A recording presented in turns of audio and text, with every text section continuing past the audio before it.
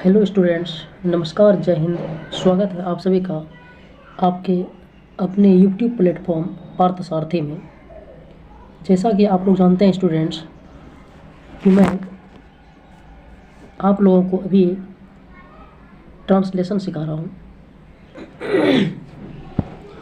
जिसमें से मैं चैप्टर 1 यानी फॉर्म्स ऑफ सब्जेक्ट कंप्लीट कर चुका हूँ और नेक्स्ट चैप्टर यानी फॉर्म ऑफ वर्ब टेंस पढ़ा रहा हूँ, जिसमें से फर्स्ट पॉइंट है आपका प्रेजेंट इंडेफिनिट टेंस और नेक्स्ट है प्रेजेंट इम्परफेक्ट और प्रेजेंट प्रोग्रेसिव टेंस। हालांकि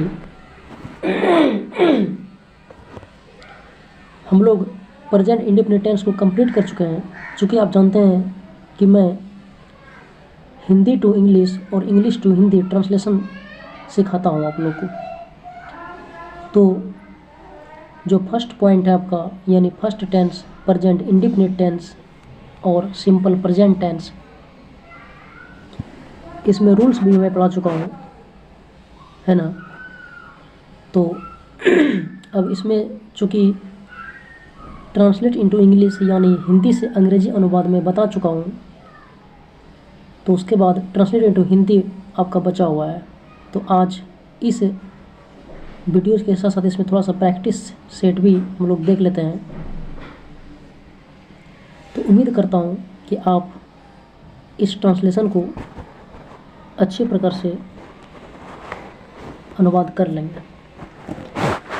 तो जैसा कि आप लोग देख रहे हैं, यहाँ पर लिखा हुआ है कि प्रेजेंट इंडेफिनिट टेंस और सिंपल प्रेजेंट टेंस, और लिखा हुआ है ट्रांसलेट इनटू हिंदी, यानी अंग्रेजी में दिया हुआ है और उसका हिंदी करना है। तो बहुत ही आसान है, लेकिन जो मैं पढ़ा चुका हूँ उसको यदि आप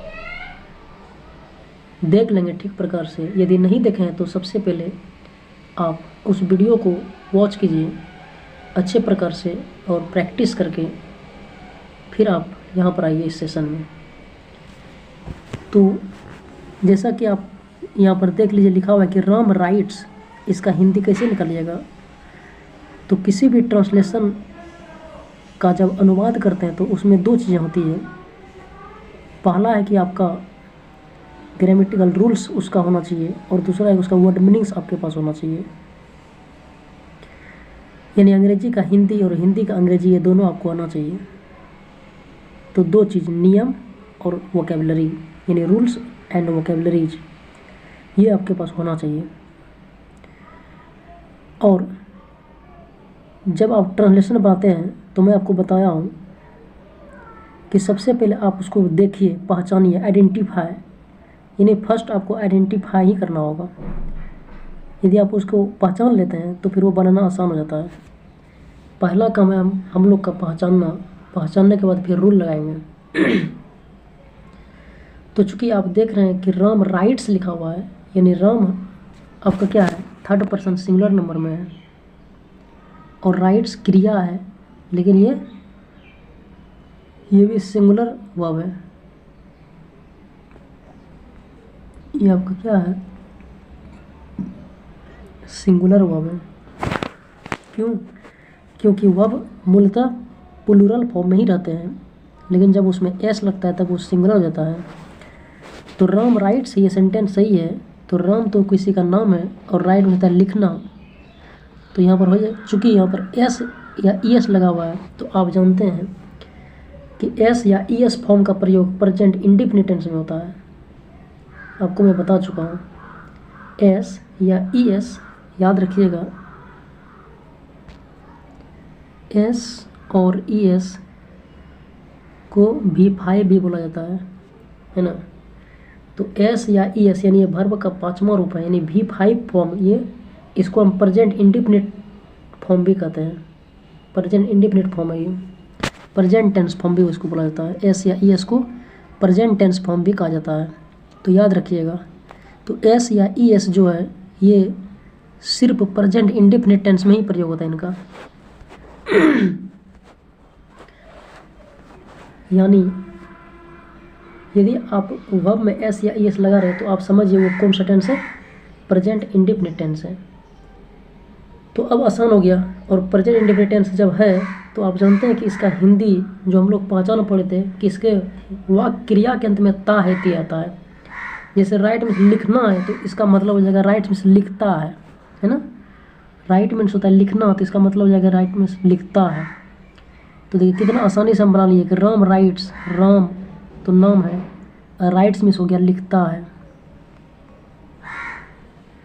तो पहला का अनुवाद हो गया आपका राम लिखता है। हिंदी है तो पूर्ण विराम रहेगा, क्योंकि इंग्लिश के अंत में होता है फुल स्टॉप। तो राम राइट्स, राम लिखता है, इसका सही ट्रांसलेशन हो जाएगा। तो राइट्स का मतलब हो गया लिखता है। जहाँ भी आपको देखे राइट्स यानी भाव के साथ एस या ई एस लगा रहे हैं, उसका मतलब होगा ता है, ती है, ते है। तो राम राइट्स, राम लिखता है। उम्मीद करता हूँ कि आपको ये समझ में आ गया होगा। दूसरा और भी आसान है, देख लीजिए, राधा रीड्स। तो अब उसी तरह से रीड्स यानी प्रेजेंट इंडेफिनिट टेंस में समझ गए, रीड में होता है पढ़ना, लेकिन यहाँ पर एस लगा हुआ इसलिए हो जाएगा पढ़ता है। तो सीधा हो जाएगा, ये पढ़ता नहीं, क्रिया अपने हिसाब से लगे, सब्जेक्ट के हिसाब से लगाइएगा। चूँकि वहाँ राम था तो ता है आ गया, लेकिन जब क्योंकि वो पुल्लिंग है, लेकिन राधा स्त्रीलिंग है यानी फीमेल है, तो इसके लिए यहाँ पर ती है आ जाएगा। तो यहाँ पर राधा रीड्स यानी सब्जेक्ट के अनुसार क्रिया दीजिएगा। तो राधा पढ़ती है क्योंकि ये लड़की है, इसीलिए राधा पढ़ती है। दूसरा को जाएगा राधा पढ़ती है। और तीसरा को देखिए, थर्ड है आपका दे टीच। चूँकि आप जान रहे हैं कि टीच भी जो है ये V1 आपका रूप है, तो V1 रहे या V5 रहे, है ना, ये प्रेजेंट इंडेफिनिट टेंस में ही होता है, V1 या V5। तो चूँकि टीच जो है ये V1 है, तो समझ गए कि ये प्रेजेंट इंडेफिनिट टेंस है, इसीलिए इसमें ता है, ती है, ते है, इसमें से जैसा सब्जेक्ट होगा उसी के हिसाब से आएगा। तो दे में होता है वे, और टीच में होता है पढ़ाना। तो टीच में पढ़ाना नहीं, पढ़ाते हैं। तो दे टीच, वे पढ़ाते हैं, है ना, वे पढ़ाते हैं, वे पढ़ाते हैं। तो दे टीच, वे पढ़ाते हैं। तो कितने आसानी से इसको हम लोग ट्रांसलेट कर लिए। तो उम्मीद करता हूँ कि आपको समझ में आ गया होगा। फिर नेक्स्ट में चलिए क्या है,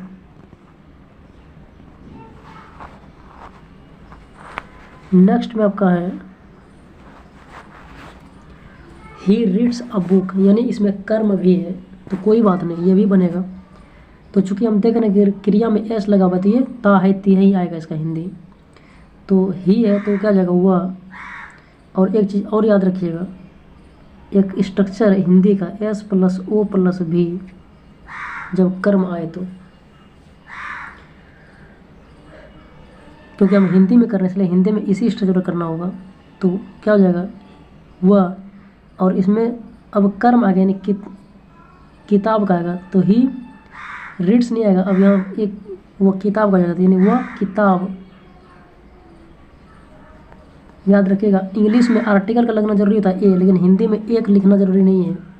इसलिए वह एक किताब पढ़ता है ऐसा जरूरी नहीं बोलना है, वह किताब पढ़ता है ना, ऐसा ही आप लिख सकते हैं।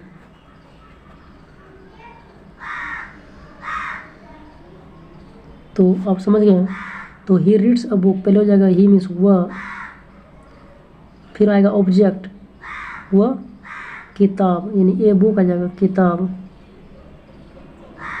और रीड्स मीन्स होता है पढ़ता है, क्योंकि ये प्रेजेंट इंडेफिनिट टेंस है, पढ़ता है। ये है, हूँ, है, ये सब्जेक्ट के साथ होता है ना, लड़की है तो वहाँ पढ़ती है होता है, तो वह किताब पढ़ता है, ही रीड्स अ बुक। उसी तरह द बॉयज रीड, है ना, तो द बॉयज का मतलब होता है लड़के, एक से अधिक है, तो यहाँ पर लिखिए लड़के। और रीड मीन्स होता है पढ़ता है, तो लड़के पढ़ता नहीं, लड़के पढ़ते हैं, लड़के पढ़ते हैं।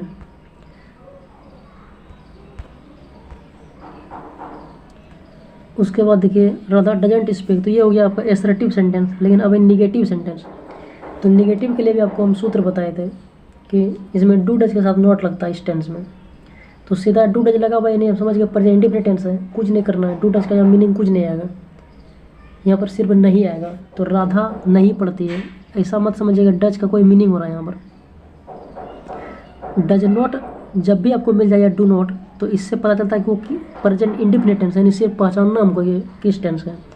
डू नॉट या डज नॉट का यहाँ पर मीनिंग नहीं है ना। तो राधा डज नॉट स्पीक, इसका यानी डज नॉट का सीधा मतलब नहीं हुआ, तो Radha does not speak, Radha नहीं स्पीक मीन्स बोलती है, बोलती है। फिर दे डोंट राइट, वे नहीं लिखते हैं, सॉरी हाँ, वे नहीं लिखते हैं। तो उम्मीद करता हूँ ये आपको समझ में आ गया होगा। ये सेशन बहुत ही आसान है।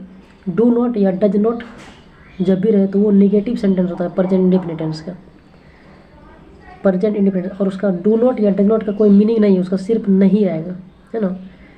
तो बहुत बढ़िया भैया, आगे बढ़ते हैं, देखते हैं आगे क्या है। तो ये आप समझ गए होंगे। तो चलिए अब नेक्स्ट पे चलते हैं। नेक्स्ट अब आपका जो टेंस शुरू होगा, उम्मीद करता हूँ कि प्रेजेंट इंडेफिनिट टेंस आपको समझ में आ गया होगा। उसमें दो तरह का सेंटेंस मैंने भी आपको बताया, एक एसरेटिव और एक नेगेटिव। हालांकि उसमें इंट्रोगेटिव भी होता है, लेकिन जब चूँकि हम लोग अभी स्पोकन इंग्लिश से संबंधित यानी स्ट्रक्चरल सेंटेंसेस पढ़ रहे हैं, तो वो भी एक अलग चैप्टर में इंट्रोगेटिव एक चैप्टर ही आएगा प्रश्नवाचक वाक्य का, तो वहाँ पर भी हम लोग फिर पढ़ेंगे। तो प्रेजेंट इंडेफिनिट टेंस के बाद दूसरा जो टेंस होता है वो है प्रेजेंट प्रोग्रेसिव और प्रेजेंट इम्परफेक्ट टेंस। इसका भी दो नाम है, याद रखिएगा, प्रेजेंट प्रोग्रेसिव और प्रेजेंट इम्परफेक्ट टेंस। याद कर लीजिएगा इसको स्पेलिंग के साथ, हिंदी और अंग्रेजी दोनों में। और प्रेजेंट प्रोग्रेसिव और प्रेजेंट इम्परफेक्ट टेंस का हिंदी होता है तात्कालिक वर्तमान। नाम से स्पष्ट है, तात्कालिक व क्षणिक।